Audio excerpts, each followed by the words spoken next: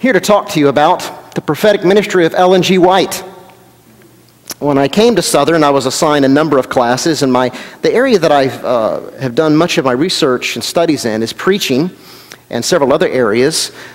But in 2005, I began speaking on the subject of Ellen White. I was concerned about critics and things that they were saying about Ellen White. I felt it was very unfair. And I began getting invitations to speak. And interestingly, one of my invitations to speak that summer of 2005 was good old Gulf States Conference. 7 years ago, I spoke at camp meeting here. What is your camp meeting? Is it next week, camp meeting? I remember that very well. And through that experience, others heard about it, and I received some other invitations and spoke later that year at the Oregon Conference for what they called an Ellen White Summit. And that's really what got me into Ellen White studies, because what I shared, it was about the critics of Ellen White, responding to the critics. That message, unbeknownst to me, was put online. And I had prepared my message in-house, so to speak, just for the Seventh-day Adventist audience, but it was put on the World Wide Web. And of course, the critics and many others heard it, and they began to come after me. And I learned a lot through that experience. I realized I was neck deep, and the Lord was calling me, in addition to my other responsibilities at Southern and other areas of focus, to put some emphasis into Ellen White studies, particularly responding to her critics. And I did that through the first decade, last half of the first decade of the 2000s. I guess we could call it that. And then it culminated in the publishing of my book, Ellen White Under Fire. But I continue to speak on that subject, and I'm so privileged to share with you this morning about Ellen White. I'm going to talk to you, first of all, about the personal side of Ellen White, the personal interest story. Ellen White, the early years this morning. Then during our worship service, I want to share with you the relationship of the prophetic gift to the Bible, a topic that all Adventists must understand. And then this afternoon, I will talk about Ellen White, the later years, and share a lot of stories, the personal side of Ellen White. Believe it or not, Ellen White laughed. People don't know that. But this morning, I want to tell you about Ellen White and depression. She was a real person, just like you and I, who had an extraordinary gift, but experienced all the ups and downs of human life like all of us. So, let's get into it. Will the real Ellen White please stand? There are all kinds of conceptions, false conceptions of Ellen White. But what was the real Ellen White like? That's what we want to talk about this morning. Just a nutshell of her beginning experience. She was a Millerite. She followed the teaching and preaching of William Miller, who taught through the 1830s that Jesus was coming back again. Around 1843, he said. Ellen and her family, as I'll say more about in a little bit, entered the Millerite movement, and they believed that Jesus was coming around 1843. And then after that period, they did more study and pinpointed the date October 22, 1844. That's the day when Jesus Christ would come back and cleanse the world with fire. So young Ellen and her family and all the other Millerites waited for Jesus to come on that day, and he did not come. It's known in history as the Great Disappointment. It was truly great for those who went through it. And in the weeks following that, Ellen and her friends really struggled with what happened. Why did Jesus come? Were we all mistaken? Yet our experience was so real. And in December of 1844, Ellen was actually 16 at the time. She had just turned 17 in November. And so she was struggling with her health, and she and a couple of friends, I should say, at a home by the name of Mrs. Haynes, they knelt for prayer, as the picture shows. And Ellen was very ill, struggling with tuberculosis, could hardly breathe, let alone talk.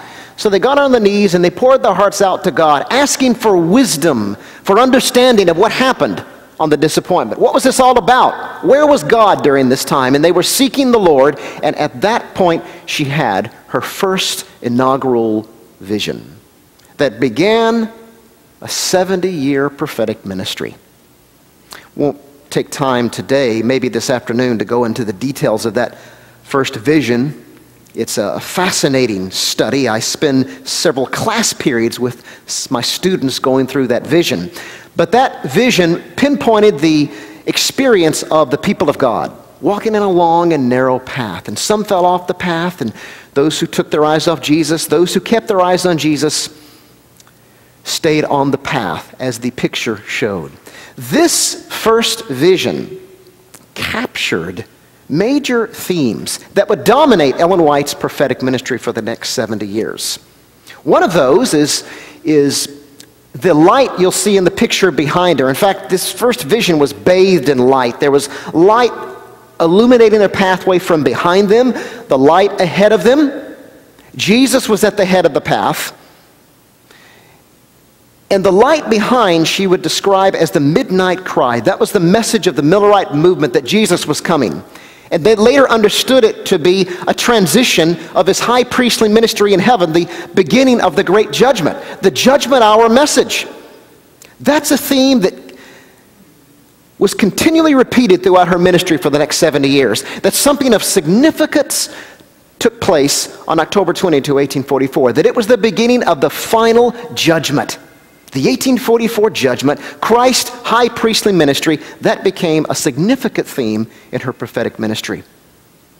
Another theme is the light before them, which she understood to represent the promise of Jesus coming back again, the second coming of Christ. That was uppermost in her thought and her preaching, her teaching, her writing, that Jesus is coming back again. That's a keynote in Ellen White's 70-year prophetic ministry and her vast writings. But there was one other theme that captured the essence of her prophetic teaching. And that was, if you look closely, Javier, I didn't ask you, is there a laser on this? Where's the laser at? Oh, there's the laser. It's a green laser. I usually have a white laser. I like the green. Green's my favorite color. You see right here, Jesus was at the end of the path. And as long as this group kept their eyes focused on Jesus, they were safe. Ellen White understood that to mean that at the core of Christianity, at the core of the Advent hope, is a personal relationship with Jesus Christ. Salvation is knowing Jesus as your best friend. It's putting all your hope, all your faith, all your trust in Him, not in self. That's the heartbeat of Christianity. And that is a theme that sprinkles through all of Ellen White's writings. That salvation is knowing Jesus as a personal Savior, as a personal friend, as a personal Lord. So this first vision is very significant. It captured themes that would characterize Ellen White's prophetic ministry for 7 decades, until her death in 1915. Now what I want to do is go to the personal side. I want to look at Ellen White's family background, tell you some stories about her marriage and her family, her siblings, the personal side, the personal interest story of Ellen White. So let's start with her family background. Her parents were of British ancestry, sturdy New England stock. There have been some interesting discussions in recent decades about Ellen White's heritage, her ancestors, that possibly she may come more from the African American side. And the White estate was interested to learn more about this, and they've had several professional genealogists study this subject quite thoroughly and produce significant documents. And not that they had a concern whether it was African American or Caucasian or Indian or whatever, they just wanted to get the facts right because people had questions about it. And the first study several decades ago concluded that clearly her background is Caucasian, British ancestry. And then another more recent genealogist did a more comprehensive study and came to the same conclusion, that Ellen White is of a Anglo stock or heritage. But you know what? As far as I'm concerned, it doesn't matter. Red, yellow, black, or white, all are precious in God's sight. Amen. So if it were to be discovered that maybe she did have some African American heritage in her blood, so what? That's just an interesting fact to learn. But at this point, based on recent studies, this is what we know. So her parents are of British ancestry, sturdy New England stock. Her father, Robert F. Harmon, Sr., he was a farmer and a hat maker. They first lived in Gorham, Maine. He was a farmer. Farming didn't work too well in his experience, so they moved to Portland, Maine, the big city, and that's where he picked up the hat-making business and was rather successful at it, and that's how he was able to support his family. Ellen's mother was Eunice Gould Harmon. That's where you get the G in Ellen G. White, Ellen Gould White. So her maiden name is Harmon. Her mother was simply a housewife and a homemaker, but played a very important role in Ellen's early spiritual experience. She wanted her children to know and to love Jesus, and so they raised them in the faith. They were Methodist. They were members of the Portland, Maine Chestnut St. Methodist Church. Robert was a deacon in the church, and it's important to realize that Ellen White's heritage, her spiritual theological heritage, is Methodism, Wesleyan Methodism. She had a lot of confidence in John Wesley. And for the rest of her life, that Methodism would characterize her theological thought. Ellen White's basic theology, especially pertaining to salvation, finds its roots in Wesleyan Methodism. And that's important for understanding our theological heritage and background. Many of the other Adventist pioneers came right out of Methodism. And so that's a very interesting feature when you begin to study it, and you study Methodism and you read the writings of John Wesley, and then you read Ellen White. You find that she repeatedly echoed Wesleyan themes or themes in John Wesley's writings. And by the way, John Wesley was one of the great Christians in church history. I have all of his works, and he was an incredible, deep thinker, and yet so practical. He was into practical theology. And Ellen followed that approach in her writings. She never was interested in abstract theology. She was only interested in theology that impacted people's lives.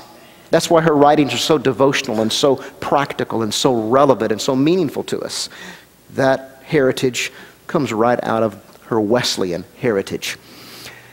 You notice on the screen it says they were disfellowshipped with other family members in September of 1843 in reaction to their accepting the Millerite theological positions.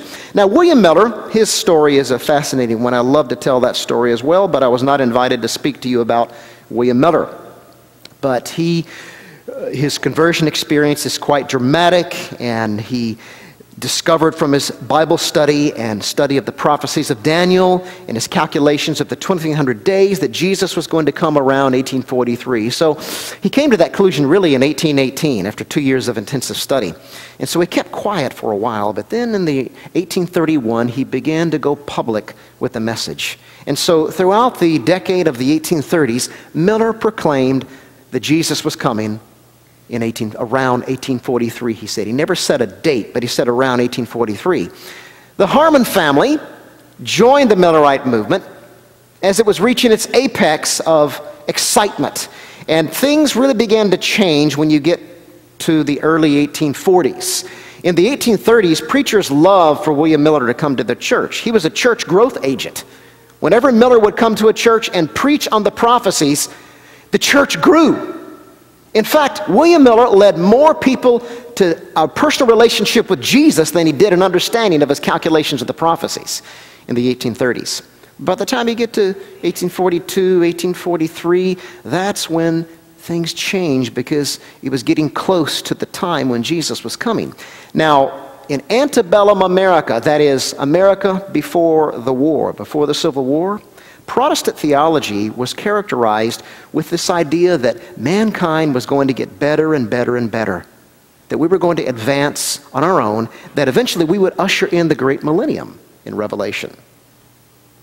So the idea that Christ would burst into time and radically change things and destroy the world was not really in harmony with what many of the Baptist and Methodist and Presbyterian preachers were saying. And they were okay with William Miller in the beginning because, as I said, he helped their churches to grow. But when you get up to 1843, they began to get a bit nervous because it was close to the time when he said, he's coming next year. He's coming now. That changed their thinking. Their optimism, see, They didn't like that. By the way, I should say that when the Civil War struck the United States, optimism dissipated. No more optimism. No more was mankind going to advance because the Civil War changed everything. Anyway, the Harmon family joined this message, and they began to teach in 1843 Jesus was coming. Well, the Methodist preacher of the church didn't like that. It was causing conflict and division in the church. And so, around 1843, they began to disfellowship church members. This especially took place when you get to the summer and fall of 1844. But it was already beginning in 1843. And the Harmon family, the entire family, because they stuck to their guns about their Millerite faith, they were ousted from the Methodist Church. It was a devastating experience for the family. The young girls lost all their friends, had to leave the church they had grown up with and had all their networking with. And so it was a very disappointing experience. But they believed in the Millerite message. So that's a part of Ellen's background. One of her sisters was especially impacted by this, and I'll share that experience in a moment. She had, of her siblings, 5 sisters, including a twin, a fraternal twin, and 2 brothers. Let's go through each one of her siblings, and I want to share with you some insights into them. Caroline Harmon, who married into the Clove family, that was Ellen's oldest sister. She became the wife of a Methodist clergyman. Most of Ellen White's siblings did not embrace her Adventist faith as they developed into the Seventh-day Adventist Church. Many of her siblings did not embrace that faith. A few did. I'll tell you about those. But Caroline never did. By the way, before I get more into Caroline, let me tell you about her parents. Her parents did embrace her Sabbatarian faith. They, in the 1850s, the Sabbatarian Adventists, as they were called, they didn't become Seventh-day Adventists until 1863, the establishment of the General Conference. So they were just Sabbatarian Adventists prior to that. And her parents died before the church became the Seventh-day Adventist Church in 1863, but they did embrace her Sabbatarian Advent hope. But Caroline never did. She became the wife of a Methodist clergyman. I have a picture of Ellen and Caroline here. This picture, Ellen is 44 at the time. Ellen is on the left here, and Caroline was age 60 during this picture. In a letter between the two, Ellen admired her older sister. Her older sister had the gift of singing. And she wrote once and said, "You know, Caroline, your gift is singing. You sing so beautifully. That's not my gift. My gift is speaking." Well, and this afternoon I'll tell you about how good a speaker Ellen White was. She indeed had a gift of communicating and speaking. But singing? No. I can relate to that because singing is not my thing. You know, there are a lot of people who make a joyful noise. I make a noise intended to be joyful. Evidently, Ellen White was like that too. She still sang though. She loved to sing, but she never had special music. Let's just put it that way. She admired her sister's ability to sing. Another sister, Harriet Harmon, married in a McCann family. She also was the wife of a Methodist clergyman in Kansas. Now I want to dwell on this for a minute. What was Ellen White's relationship like to her sisters who never embraced her Sabbath, her 3 angels' messages, the remnant church? Did she believe that her sisters would be lost because they did not embrace her faith? How did she relate to her sisters after that? Well, one time she wrote in a letter, she said, "We have doctrinal disagreements, but our hearts are one." She loved her sisters. And I want to tell you that in all the correspondence we have between the sisters, Ellen respected, while they disagreed about the Sabbath and other doctrinal teachings, obviously, she respected her sister's Christian experience. And all indications from her writings, or letters to her sisters, tell us that she believed that her sisters, although they never embraced her Seventh-day Adventist faith, would be in heaven. Now, I've shared that at various camp meeting audiences, and it seems like someone always comes up and is concerned about that. How could she believe that about her sisters who never kept the Sabbath? That's not right. One dear, well-intentioned saint said, well, she was confused. Ellen was wrong. Well, I don't agree with that. I think Ellen White, in a relationship to her non-Adventist Christian sisters, is a great example for us in how we should relate to other Christians. It does not compromise your faith to be friends with the Baptists and the Methodists and the Presbyterians. And I lived in this community for about 4 years, in the Jackson community, and it is a churched community. And I'm not telling you anything you don't know.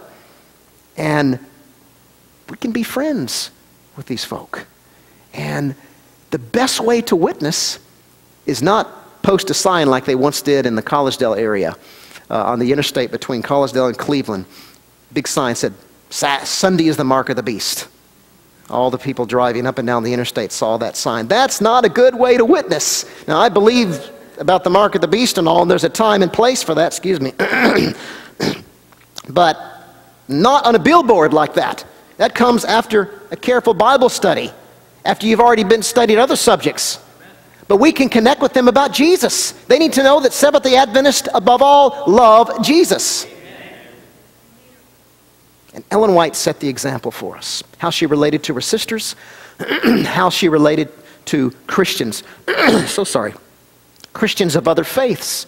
In the latter 19th century, you find Ellen White connecting with various evangelical groups and commending the ministry that they were doing.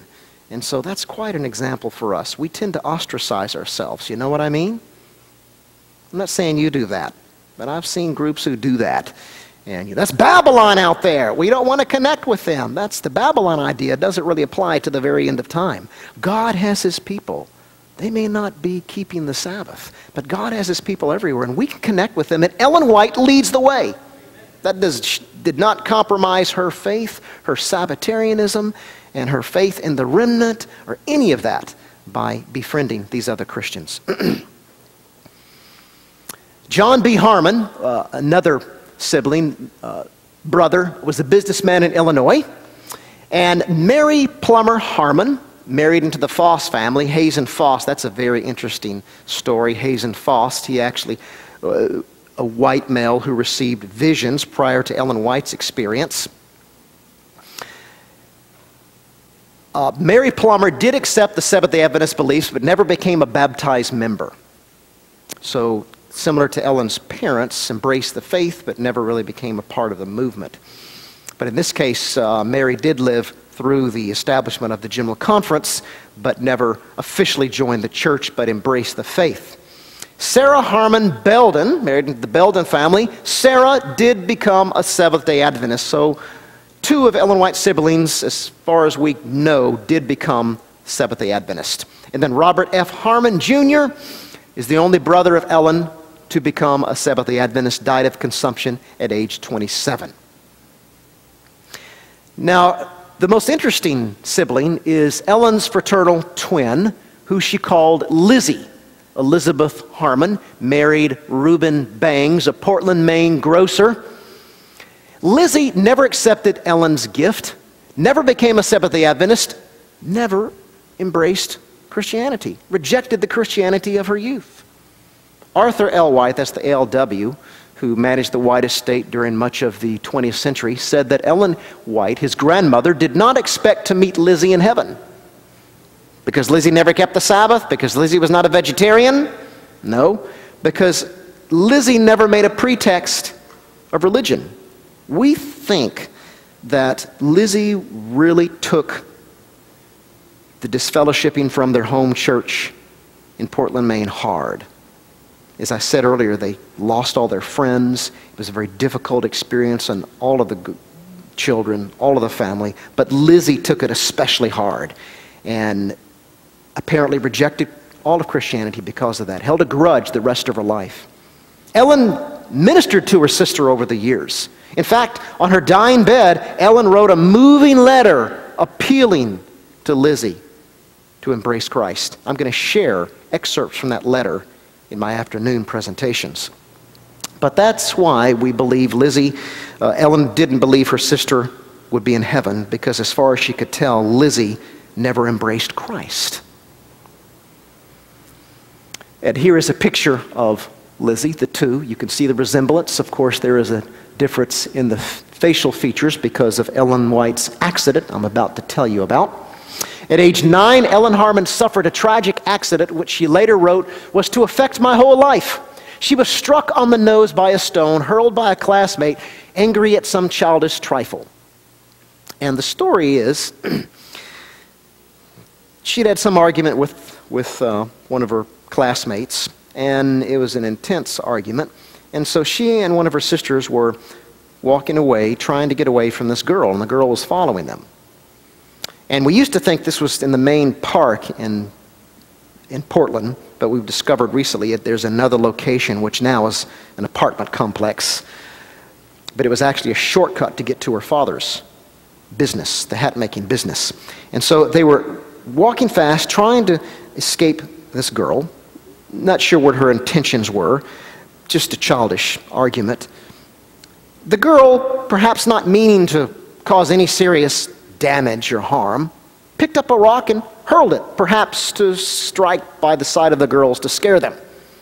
She threw the rock, and Ellen and her sisters were going, and as far as we can tell, Ellen turned to see where the girl was, and at the moment she turned, the rock just happened to strike her in the face. Knocked her out. She woke up in a grocery store on the floor. She lifted her head and saw blood. Her dress was soaked in blood. There was blood on the floor. It was a very serious accident. And nowadays, an accident like that, the ambulance would come and stabilize the body and bring them very carefully to the hospital. You don't dare lift them up and let alone have them walk. Well, they, of course, had no medical understanding like that. So her sister, and perhaps the girl who actually threw the rock, we think, picked Ellen up and helped her walk back to her father's business and eventually to her home. That, of course, intensified the trauma, and she passed out after that and didn't remember a thing. And all we know really is what she described about that experience, and she's writing about what others told her about it, because she was in a coma 3 weeks, totally unconscious, continued, as she put it, to lay in a great cradle that had been constructed especially for her. She said she laid in that cradle many additional weeks.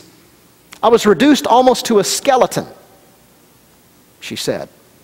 Her personal physician and family did not expect her to survive. Her face was completely disfigured. Her father was actually away during this time on a business trip.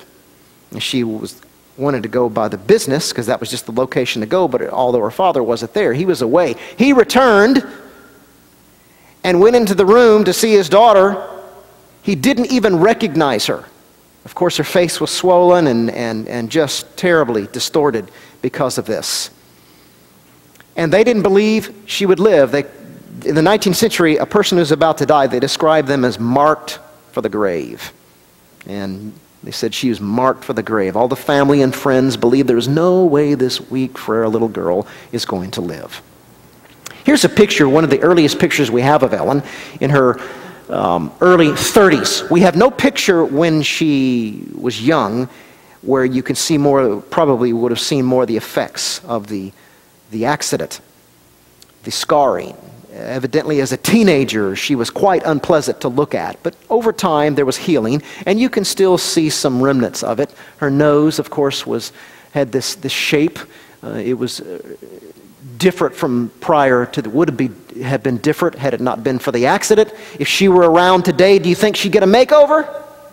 Surgical makeover? I don't think she cared about those type of things like we do today.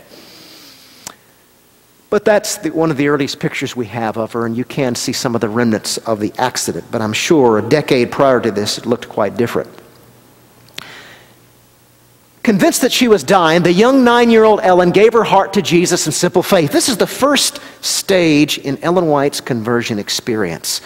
One scholar friend of mine, Merlin Bird at the seminary, has studied very carefully and thoroughly her conversion experience, and he divides it into 3 distinct phases. And this is the first phase, when she just in simple faith gave her heart to Jesus. She felt she was on her deathbed, and she accepted Christ. Several months later, on January 25, 1837, when a dramatic aurora borealis lit up the New England sky, an interesting phenomenon that occurs in the north. I don't think you'll see one of these in Jackson, Mississippi, but from time to time they still occur in the northern region. And this particular aurora borealis, where the sky is lit up with vivid and bright colors, is well documented in history. I did some research, and newspapers and religious personnel talk about this particular celestial event. And young Ellen, along with her family and all the friends, they had never seen something this vivid and bright, and many of the neighbors were crying out for fear. They believed it was the end of the world. Ellen's mother came up to the room and picked her up and brought her to the window to see it. But for young Ellen, who was simple in her faith, she believed this was the second coming of Jesus. She said she clapped her hands. Jesus was coming. All of her suffering, her trials, her heartache, that was over. She'd be instantly healed from this accident, and Jesus would come back again. But the light faded. The sun rose the next morning. Jesus did not come. She reflected on this experience later and wrote, "But I was disappointed." She recalled, "The singular appearance faded away from the heavens, and the next morning the sun arose the same as usual." The prospect that she must continue living in the midst of her suffering extinguished Ellen's short-lived childlike joy. So that simple faith was somewhat dashed with the prospect of having to live on with this accident and her health and her struggles.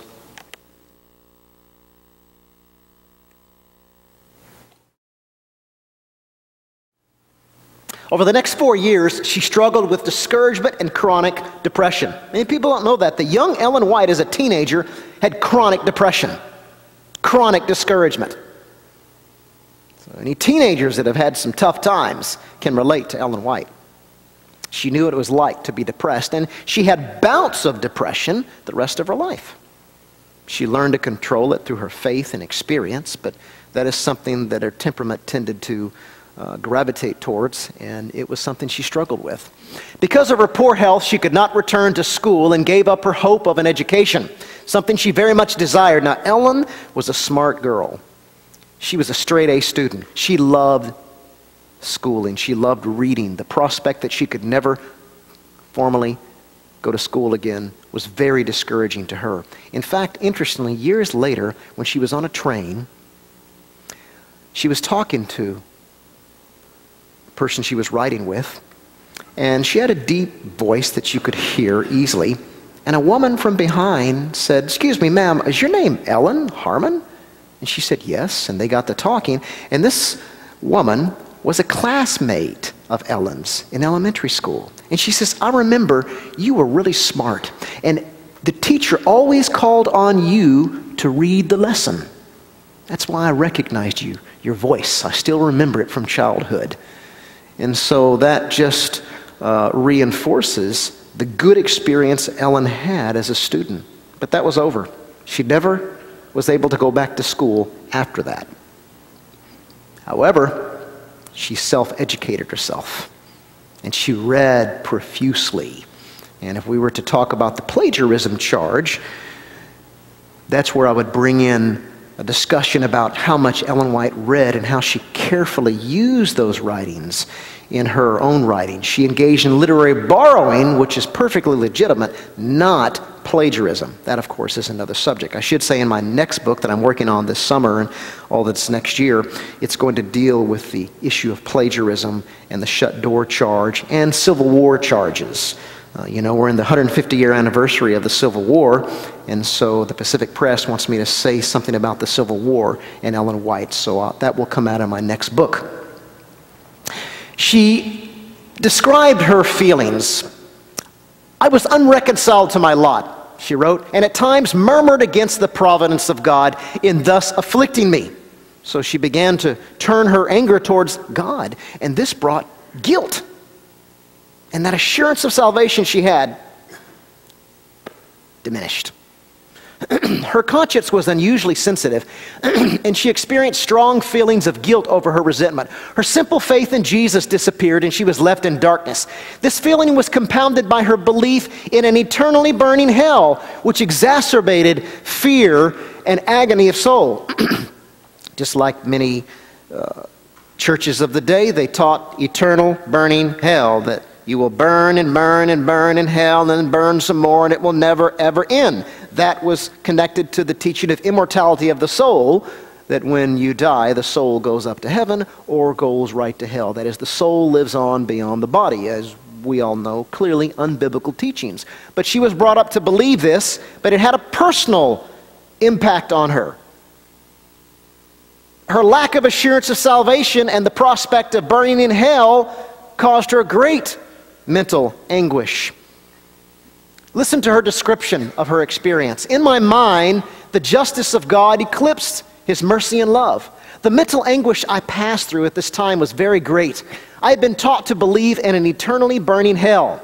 And as I thought of the wretched state of the sinner without God, without hope, I was in deep despair. I feared that I should be lost and that I should live throughout eternity a living death. The horrifying thought was ever before me that my sins were too great to be forgiven and that I should be forever lost. When the thought took possession of my mind that God delighted in the torture of His creatures who were formed in His image, a wall of darkness seemed to separate me from Him. When I reflected that the Creator of the universe would plunge the wicked into hell, there to burn throughout the ceaseless rounds of eternity, my heart sank with fear. And I despaired that so cruel and tyrannical a being would ever condescend to save me from the doom of sin. I thought that the fate of the condemned sinner would be mine, to endure the flames of hell forever, even as long as God Himself existed. Almost total darkness settled upon me, and there seemed no way out of the shadows. Here's a woman in mental despair, a young woman. She also read devotional books from the church library that described little girls as living saintly lives free from doubts, sins, and weaknesses. That was typical of 19th century literature. They tended to idealize things, and they idealized children, so they wrote stories about children who were perfectly behaved. Evidently, they forgot that children have a sinful nature, and children misbehave, but they painted these pictures of little perfectly behaved children, and children read that, thinking that's what they were supposed to be. And for a young person as sensitive as Ellen was, it caused a great anguish because she couldn't live up to it. Young Ellen felt that she could never live up to this standard and sank into even deeper despair. Fortunately, a breakthrough in her spiritual experience occurred in the Buxton, Maine Methodist camp meeting late in the summer of 1841. Now, this is the second stage of her conversion, or second phase of her conversion experience. Upon hearing a convicting sermon on righteousness by faith, Ellen cried out to God for salvation. She wrote, "As I knelt and prayed, suddenly my burden left me, and my heart was light. I can never forget this precious assurance." Notice these words, precious assurance of the pitying tenderness of Jesus toward one so unworthy of His notice. I want you to lock into those words, precious assurance. From that time forward, Ellen experienced assurance of salvation. That characterized her Christian experience the rest of her life. That never left her. Now, a lot of critics say that Ellen White militated against the Christian and having personal assurance of salvation. But they really grossly misunderstand Ellen White's writings. This is one of the earliest statements where she describes personal assurance. And throughout the next 70 years, repeatedly, she emphasized that Christians can and should have personal assurance of salvation. That through their faith in Jesus Christ and His atoning merits, they are right with God. In my book, I have about 5 or 6 pages where I just list statement after statement, chronologically, starting with this statement all the way to the end of her life, that describe her own assurance of salvation and her teaching regarding Christians having assurance of eternal life. The culmination of Ellen's conversion experience, this would be the third and final phase of her conversion experience, was a counseling session in 1843. Let me just back up and say that the second phase, that's where she experienced justification, the power of justification. We're declared righteous before God, assurance of salvation. This third and final phase was a new understanding in sanctification, growth and obedience. The culmination of this experience was a counseling session in 1843 initiated by her mother with an Adventist Methodist minister named Levi Stockman. This meeting with Stockman, followed by a significant prayer meeting experience later that same day, transformed young Ellen's entire Christian experience. Let me just tell you about it briefly. But Stockman shared his thoughts with young Ellen about her own faith. He felt impressed to tell her that God had something special in mind for her. Now it's interesting, he was dying of tuberculosis. Ellen was struggling with tuberculosis. They literally coughed their way through this interview that her mother had set up. But something about Stockman's faith, and he later died after this, shortly died, not too long after this experience, but something about his faith gave her great encouragement. And she felt that God was speaking directly to her through Stockman and calling her to some significant work for her master. And this meeting with Stockman, followed by a significant prayer meeting experience later that same day, transformed young Ellen's entire Christian experience. Now that prayer meeting experience, I need to tell you, that was the old Wesleyan Methodist prayer meeting experience. It had, shall we say, charismatic elements. Shouting and hands, things that we Adventists would not look upon too positively today. But that was a part of that background that she came out of. Of course, she would not continue with that tradition, but this prayer meeting experience was kind of an anointing for her experience of sanctification. And that set her path permanently in service for Jesus Christ and as a committed and dedicated Christian the rest of her life. Now, let's see, I go to 15 till, right? So I have 15 minutes. Good. I'm right on target. Say some words about her marriage. And this afternoon, I'll tell you about her children, some of her boys and how they misbehaved, how she and James struggled with that, some real life struggles that she had. I want to tell you about her marriage to James White. The ceremony was performed by a justice of the peace in Portland, Maine, August 30, 1846. We'd like to think that it was a big wedding of our pioneers, but it was a simple ceremony before a justice of the peace, and there's a reason for that. At this time, James was 25, and she was 18.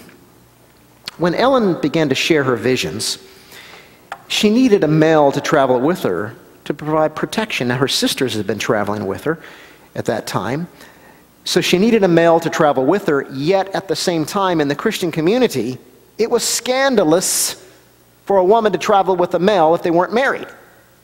So it was quite a challenge. But James took up the challenge. He had heard her early visions and felt that God was leading her, and so he traveled as discreet as he could in their travelings and where they would stay and lodging and so forth. But he traveled around to provide protection for Ellen and her sisters.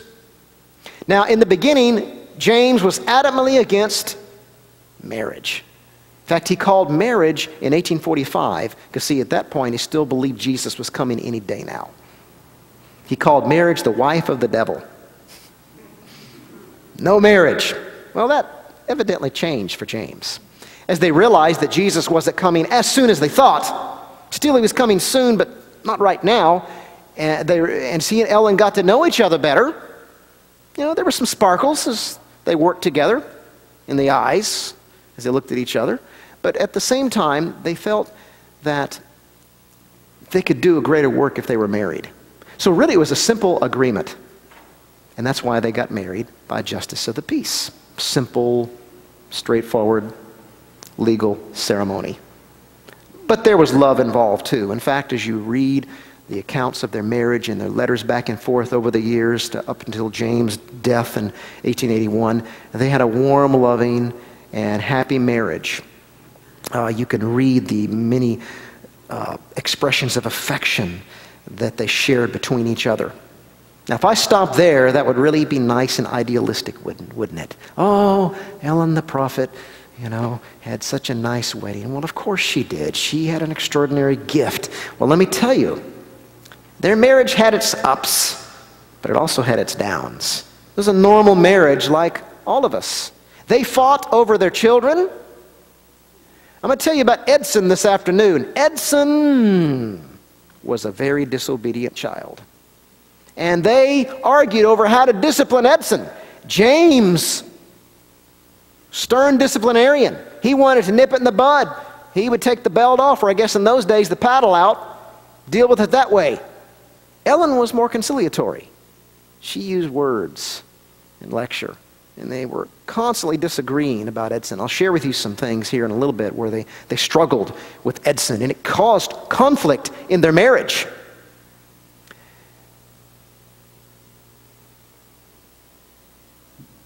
In 1876, that's when the Whites had the lowest point in their marriage.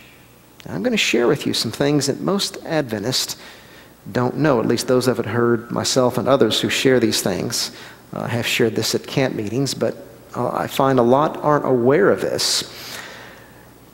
In the early 1970s, the White estate was given a very rare and precious gift. They were given a collection of 2,000 letters,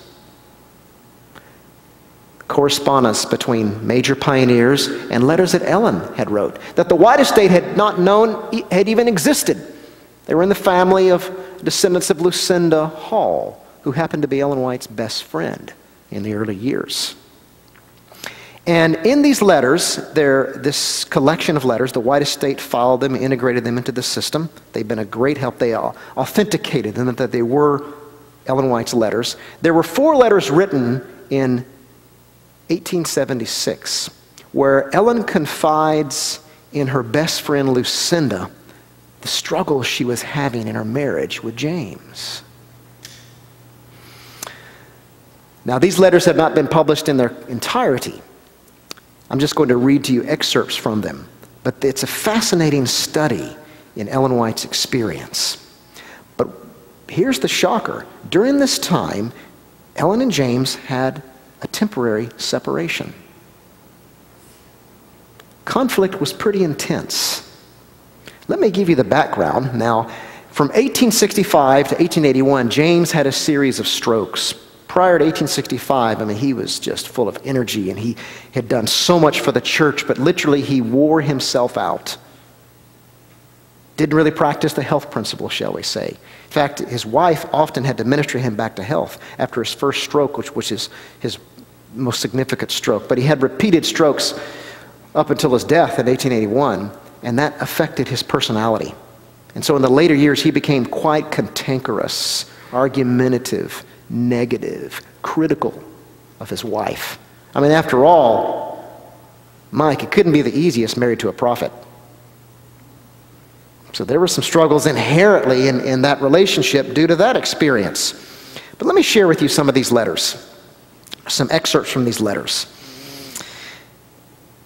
This is in the spring of 1876. She wrote to her friend Lucinda Hall. Now, the background, James was in Battle Creek. Ellen was in California. She was writing on the life of Christ, and James is in Battle Creek, and he had a camp meeting tour planned. He wanted his wife to come out there and be with him right now and tour together in this camp meeting.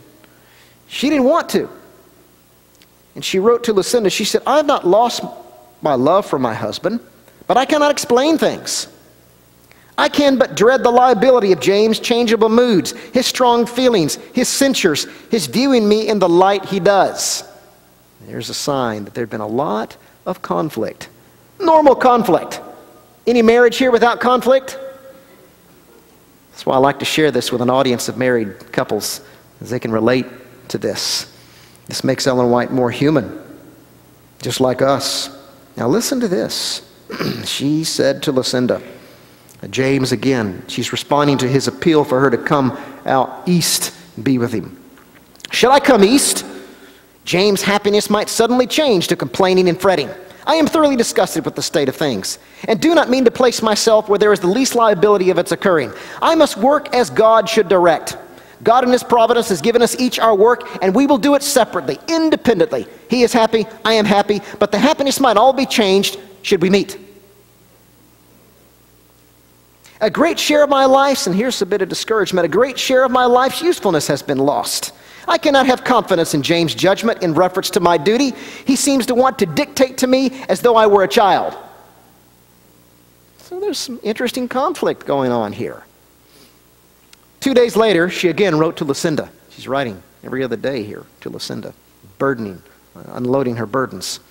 I dare not go east without an assurance that God would have me go. I am perfectly willing to go if the light shines that way, but the Lord knows what is best for me, for James, and for the cause of God. My husband is now happy. Blessed news. If my presence is detrimental to his happiness, God forbid that I should be connected with him. I will do my work as God leads me. He may do his work as God leads him. We will not get in each other's way. I do not think my husband really desires my society. He charges a good share of his unhappiness upon me.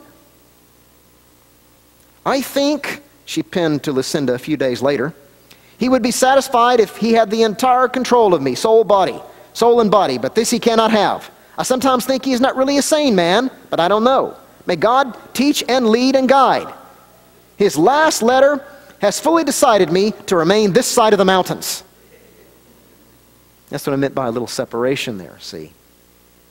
James had his own view of things. Here's what he was writing about this.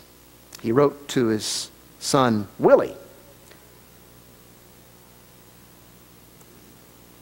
I shall use the good old head God gave me until he reveals that I am wrong. Your head, and he's writing to Ellen here.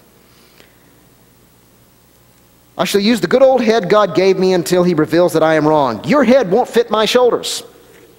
Keep it where it belongs. And I will try to honor God and use it my own. I shall be glad to hear from you, but don't waste your precious time and strength lecturing me on matters of mere opinions. Now he's writing to Willie. I read your mother's letter. She can go to California and get all her relatives there she pleases. But I shall wait for radical changes before I go. If Mother would not always blame me when Edson abuses me, that's the bad boy Edson I'll tell you more about later this afternoon, and would take a firm stand for the right with me, I think I would consent to live in the same state where Edson may reside. This is the older Edson now. But until I see a radical change in both Edson and Mother, I do not expect to go to California. I have not a single apology for my course towards him last winter, and yet your mother blamed me for weeks. I am fully settled in my views and I conclude she is in hers. So Mother will probably go to California with her friends in the fall, and I go to Texas. So, the Whites had ups and downs in their marriage, like all marriages. Now, Ellen was convicted that she had been harsh in her views. So she wrote to Lucinda. And she apologized to Lucinda for sharing all of these negative things about her experience with James. And she said specifically, I am sorry I wrote you the letters I have. Whatever may have been my feelings, I need not have troubled you with them. Burn all my letters, and I will relate no matters that perplex me to you. The sin-bearer is my refuge. He has invited me to come to him for rest when weary and heavy laden. I will not be guilty of uttering a word again, whatever may be the circumstances. And after this, she wrote a letter of apology to James. And that changed everything. Now, she had said she was not going to go east. She refused to. But a few weeks later, after that letter of apology, we find her in East on a camp meeting tour with her husband. They had reconciled, and they stayed happily together until James' death in 1881. 6 words can be healing to a marriage. I am sorry. I was wrong. In a nutshell, that's what Ellen said to James, and he in turn apologized to her, and they had a loving and tender relationship until his death. Now, just a brief word here as I bring it to a conclusion. It is interesting that she told asked Lucinda to burn those letters. But if Lucinda had burned those letters, I wouldn't have been able to share with you what I just did. Especially us Adventist historians, we are thankful that Lucinda did not burn those letters. And the White estate, when they received them, they read this and they thought it through. And in Ellen White's will, she stipulated that the White estate would manage her affairs and her writings, and they could make decisions regarding her writings. And they chose not to destroy them, but to keep them. And they have been a great blessing. This insight, it gives us a window into Ellen White's experience. And I find Adventist married couples are encouraged by this. Ellen and James had intense struggles in their marriage, but they reconciled. If Ellen can do that, I can find reconciliation in my marriage too. Now sometimes I get people, whenever I've shared this, usually one or two will come up pretty upset and say, "Why are you sharing this with us? Sister White said these letters should be burned. She didn't want this information shared." I can understand that concern. But when you look at the context, at the time,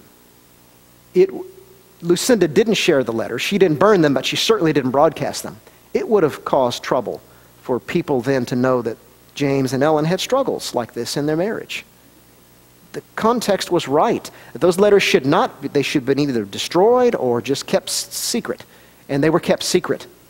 But here, a century later, for purposes of history and understanding the human side of Ellen White, they're exceptionally valuable to us and very helpful to people. And again, when people really challenge me on this, the argument I give is that in her will, she gave the White estate the rights to manage her writings. And after careful, prayerful consideration, the White estate felt that these letters were so valuable that they help us understand the real Ellen White, that they should be kept and eventually judiciously shared with the church. So that's my reasons for sharing that with you. I hope that you found encouragement from that. Well, that's the Ellen White, the early years. This afternoon, we'll talk about Ellen White in the later years, and that's where I want to share with you some funny stories about Ellen White and her children, and some of the struggles she had with her children as well. Let's pray. Gracious Father, we want to thank you for the nature of this prophetic gift. And as we move into our second service, and as we think about the relationship of the prophetic gift to Scripture, we pray for insight and wisdom, understanding and blessing. In Jesus' name, amen.